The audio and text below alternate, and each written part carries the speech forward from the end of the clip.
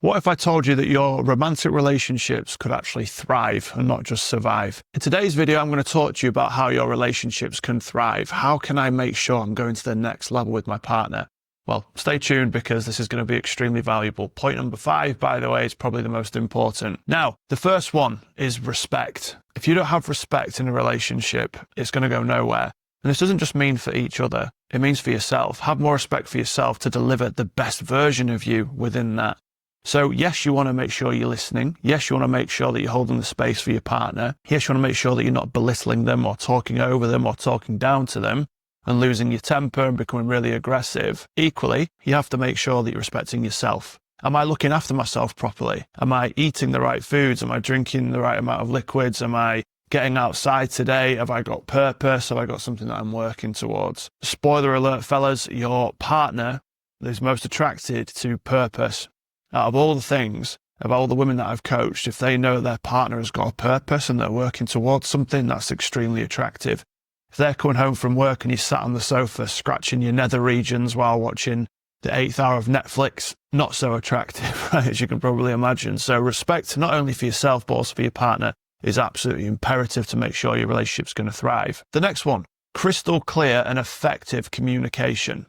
So I'll give you an example. I had this with a client the other day. They said to me, Adam, I came home from work the other day and I just tried talking to my partner and she got really agitated at me and I don't really know why. I said, well, what was she doing? Oh, she was doing work. Right, so you've walked in and you just want to speak to her. She might be really busy typing away an email and you just interrupted what they're doing. Yeah, but she should be happy to see me. I've not been around all day. Or maybe she is happy to see you, but maybe she's really focused. Maybe she had a really stressful email that came in 5 minutes before you entered the house.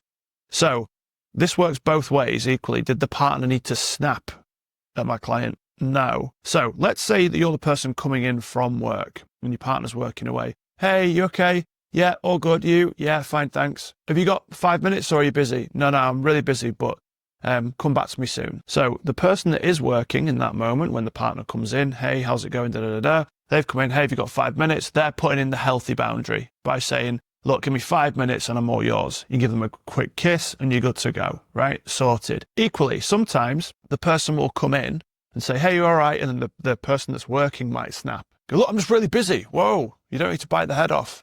Just put in a healthy boundary, right?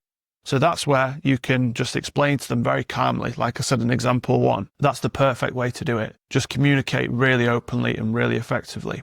Now, let's say your partner speaks to you in a way that you really didn't appreciate. So again, different example, different client. He'd done the washing, he'd got the kids to bed, he'd done the packed lunches, everything.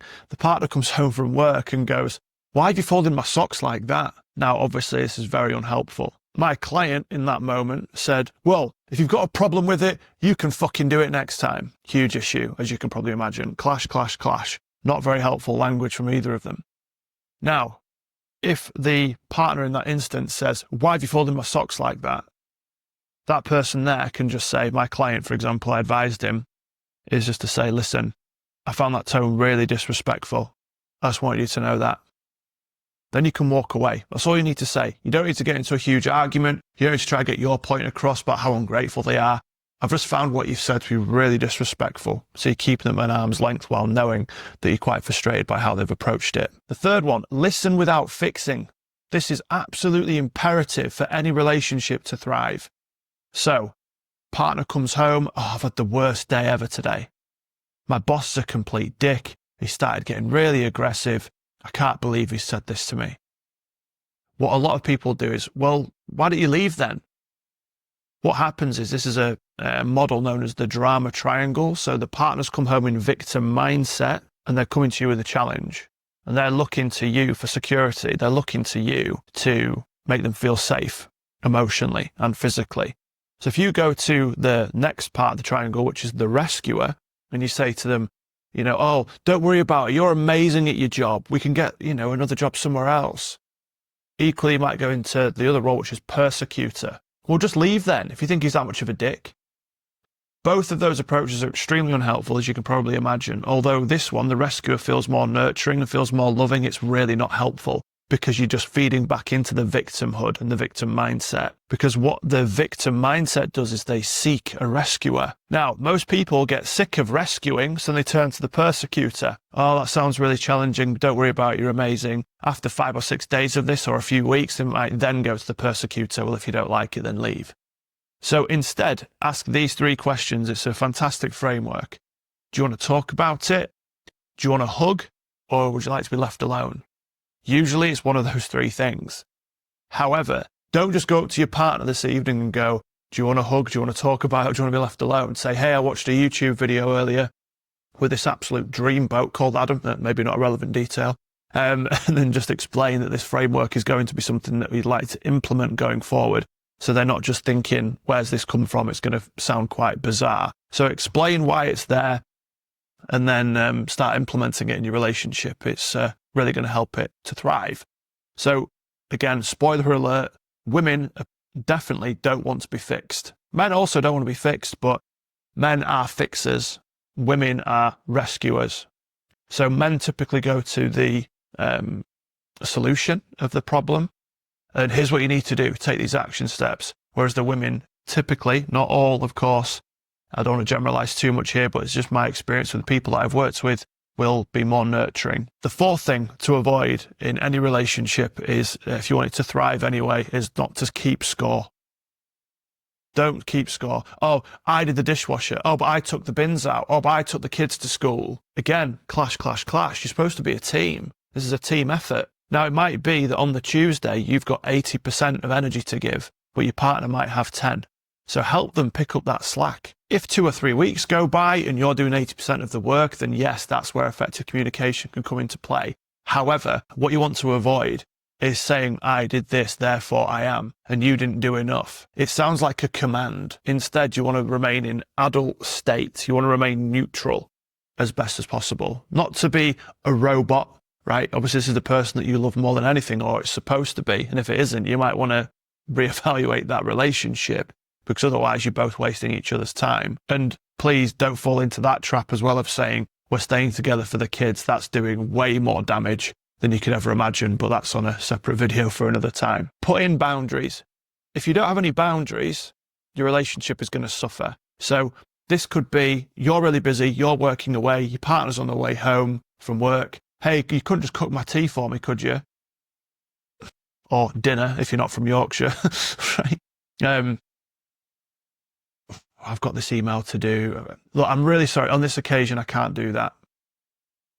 Well, what do you mean? I'm going to be late. I need you to do my dinner. Listen, I understand, but I'm really busy at the moment. I don't have time to do that. I'm sorry. You've put in a boundary, right? Unfortunately, for most people, they don't want to put in a boundary because they're fearful of what the other person's going to say. And spoiler alert, the only person that likes a boundary is the person that's putting it in.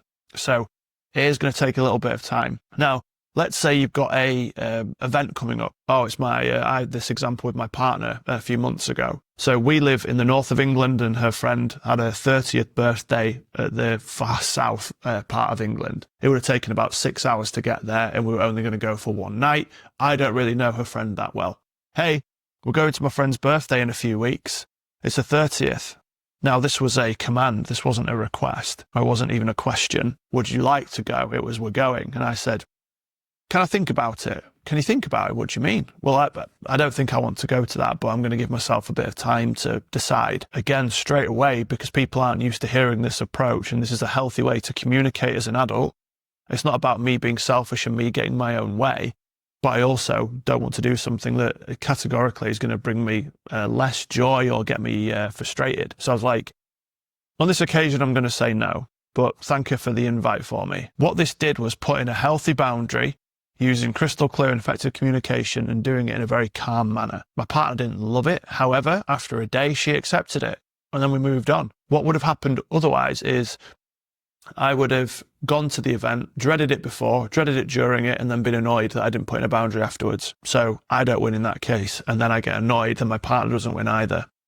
So it's not about becoming a selfish arsehole. That's not what I'm suggesting. However, you don't want to pander to everything just because someone's asked you to. So the last one is to make sure that you're actually planning to spend time with each other. It might sound a little bit obvious and a bit stupid, but for some people, some couples that I work with, because they are busy and they do have children, they plan date night, they plan which night they're going to have sex. And again, you might be thinking, well, that's not very exciting. And I said, I appreciate that. However, when you get into it, typically you start to enjoy it. So if you can actually put a bit of structure and a bit of focus and a bit of planning into your date nights, into when you're going to have sex, etc., it's actually really healthy and really beneficial for most relationships. So hopefully you found that useful today. There's 6 tips there that are really imperative to have for any healthy and thriving relationship. So again, we've covered respect, we've covered crystal clear and effective communication, how to listen without fixing, how to avoid scorekeeping, how to put in boundaries, and how to make sure that you've got plans to spend time with each other. So I'd love to know in the comments if you guys have got any other suggestions on how you would think a relationship would thrive. Click on this video here if you want to overcome people pleasing and boundaries, but go a little bit more in depth and in more detail. And other than that, I'll see you next time. Hope you enjoyed.